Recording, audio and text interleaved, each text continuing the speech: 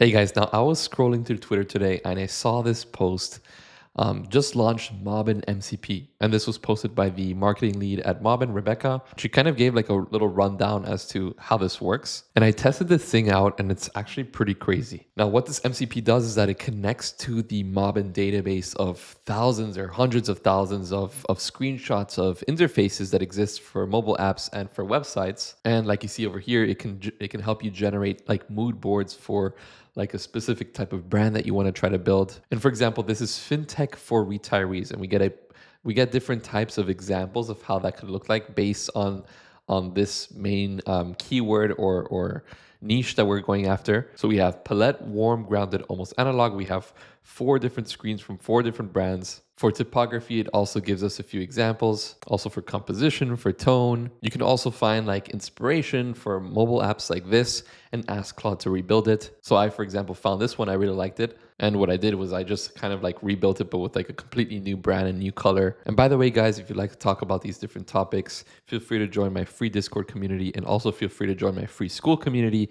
I go live on each one of these communities every single day. Discord in the morning to kind of like talk to my subscribers, and the school one at 3 p.m. Eastern time to kind of do deep dives. So feel free to join that. Link is down below. But anyways, the most important thing is to get started in mobbin.com/MCP. And then you can just click on install MCP and that's going to take you down here. And by the way, before we do that, you can see that in this site already, it tells you like different use cases as to how you can use this MCP. So to analyze successful design patterns, to kind of explore best practices from apps, or to pull what top apps are doing right now. So you're always building from fresh patterns. And we're going to explore some of these in this video. But in order to get started, step number 1, you have to have a paid plan, and you can either pay a yearly or quarterly. Quarterly, it's going to be $15 per month. Billed quarterly, and yearly it's $10. So it's around like $120 a month. I think that with this MCP, it's worth it now because I'm always like designing with Claude. So it's definitely worth to have this. I'm not promoting them. I'm just saying that it's a fantastic inspiration tool. And then after you have that, you want to pick your tool. I use Claude Code. You might use Lovable, Cursor, or Codex. I use Claude Code or Codex. Both are really good. And then to do this, like you can open a terminal and run this command. But what I do is I just copy this and I open up a new session and I just paste this in here and click on enter. And then Claude gives you a confirmation message and it says added the Mobbin HTTP MCP server to your local config for this project. It says you'll need to restart Claude Code or reload MCP for the new service tool to become available. So in that case, then you just want to quit Claude and then reopen it. And then you can ask it like, hey, what can we do with this MCP? And then it says the MCP only exposes one tool, which is search screens, but it's deeper than it looks. So basically, you can reference Scout, meaning, you can look for show me 10 fintech onboarding flows or all the legal AI hero sections you can find, or you can pick references and identify what you like from each, or you can search for, this is like a general search, right? Then we have component level deep dives. We have built from references, pattern and trend research, which I find pretty interesting, especially like something like what's everyone doing in 2026, or what are some type of like gradient trends for 2026. Color story research, typography study. We have critique and audits. So show me your current screen and I'll search for 5 to 10 best in-class references in the same category and I'll tell you what they do better. So these are like a good set of examples of what you can start with. And I always think that it's great to ask a question just to kind of get your juices flowing in your head. And so I started, playing around. I said, I'm trying to create a login screen for an Uber competitor. Can you please give me the login screen for Uber and one for another brand that's maybe a little bit more colorful? So it gave me the Uber login screen. So I can just click on this link and it takes me right over here. So we can see this is like the login flow. And then we can see the whole flow over here. And then it gives us colorful alternatives. So it gave us Tinder. It gave us Go Club, Roku, Zalando. I really like the Zalando one, which, it was like this yellow color with the buttons. So I said, you know what? Can you mash up the Uber flow with the Zalando style? And this is actually the first thing that we got. So we got like this similar Uber flow. And this over here on the right side is the first result that we got, right? We got the combination of the Uber buttons I can see over here. We have the 3 different login methods, Apple, Facebook, and Google down over here as well. But it doesn't do a really good job in terms of like getting an image here, getting the text right, getting the, to be fair, I didn't really give it a brand or anything. I just told it to combine these two, and this is the initial result. And so now that I understood how it kind of works, I wanted to dive deeper into something else. So I found this Go Club example that it gave me, and if we click on this, we get this like nice little screen over here where with the logo, with the text over here. We have one image in the background, and we have this other image in the foreground, and we have these two buttons to sign in with. And so my new idea was like, hey, let's try to build that. It'll be more challenging. Let's use OpenAI to generate the images, and then let's use Claude and this new Mobbin MCP to generate that UI. And so I told Claude, hey, let's move on from that design. You mentioned that Go Club example. Do you see that there's like one image on the background and one image in the foreground? I want to generate a UI just like that, but making the background image with a similar style but orange toned look more like a racetrack, and the foreground image look more like a race car. Again, same style. So like this illustration style. Also, please make sure that on the mouse movement, the foreground image kind of moves with the mouse like in the reference video. And then it's asking me obviously for an API key, Gemini. In this case, I wanted to use the OpenAI key, which, you can go to platform.openai.com and then create a new API key in this tab. And this is like the first example that we got over here on the right side. This was done in 2 shots.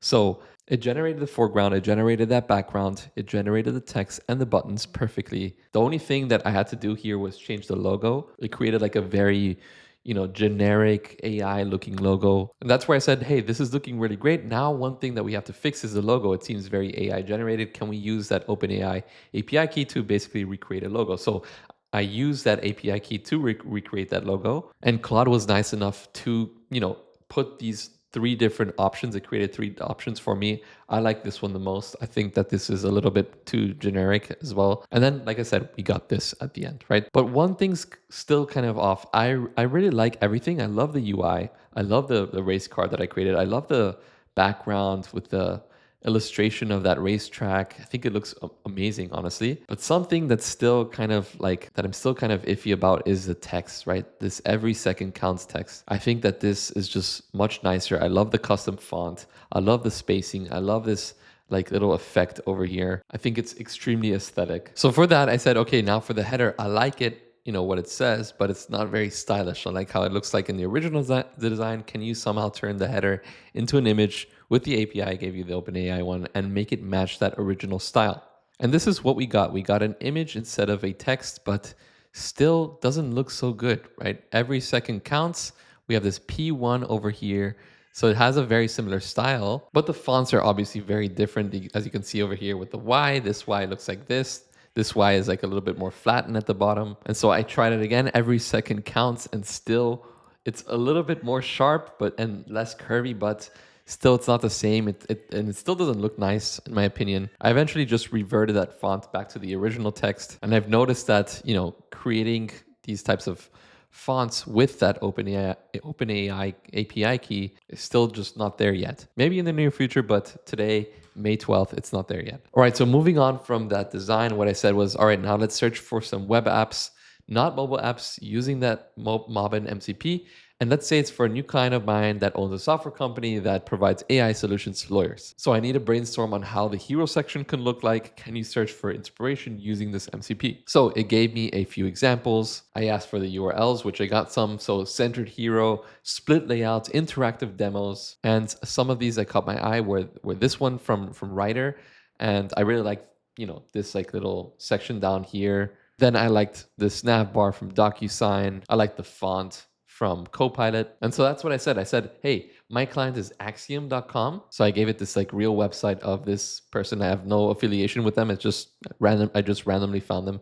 Axiom. I said they like the hero section from Writer, the navbar and banner from DocuSign, and the header font from Copilot. Can we create a custom hero section for them? And this was the first shot that we got. So we did get the banner and nav bar from that first example. I think it was this one. Yeah, DocuSign. We did kind of get this bottom part from I think it's called Writer, but still doesn't look so good. We get this like SVG little person over here. And we didn't really get this custom font from Copilot. And for this custom font, I totally understand it might be like some type of paid font, and we're always using like Google Fonts because it's for free. But what I found curious was that it also didn't really get the branding from that initial website from a client. So then I told it to get the colors from Axiom, like the whole design style from Axiom, and it gave me this.